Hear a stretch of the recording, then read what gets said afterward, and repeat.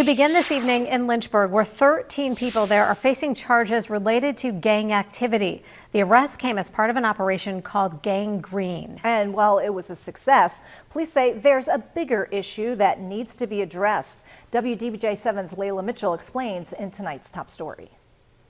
Yeah, Operation Gang Green was a prolific move against some big offenders in our city. However, as these unrests unfold, we are learning more into a troubling trend used by these gangs, and that is the recruitment of juveniles.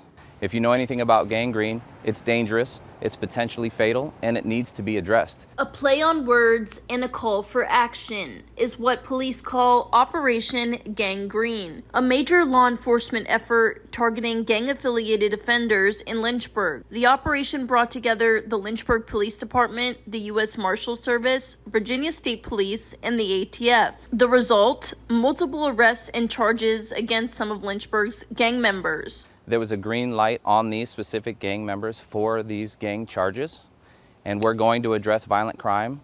No matter how long it takes, we're going to do that because our citizens want to feel safe. Gang members were arrested for various crimes, including a crime that revealed a concerning pattern among these arrests. Gangs are increasingly turning to juveniles for recruitment. No different in the gangs. They're recruiting juveniles so that they have a succession plan so that they can maybe boost their numbers and have more people versus the other gangs. Investigators say gangs recruit children, believing they'll receive lighter sentences if arrested. However, juveniles involved in serious crimes can be charged as adults and face severe penalties. 3 gang members arrested under Operation Gang Green are 17 years old. It's not up to me, but if the Commonwealth Attorney's Office decides to actually do a transfer hearing and try these juveniles as adults, there is a chance that they could potentially be tried as adults. LPD and Liberty University host the Good Gangs program, and LPD works with various community providers to prevent kids and teens from getting involved in gangs. Reporting in Lynchburg, Layla Mitchell, WDBJ 7.